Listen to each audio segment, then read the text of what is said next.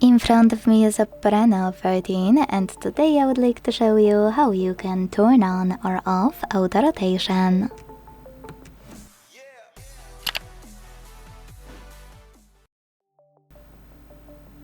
If you want to manage auto rotation on daily on your OPPO, here's the quickest way to do it. Firstly, go into tab menu. Now find auto rotate shortcut and when you find it, click on it. As you can see, mine is black, which means that auto rotation is disabled. To enable it, click on the same shortcut until it's blue.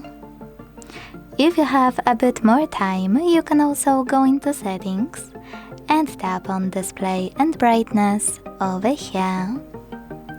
Then scroll to use this switcher next to auto rotate feature, and thanks to it, switch it off or on.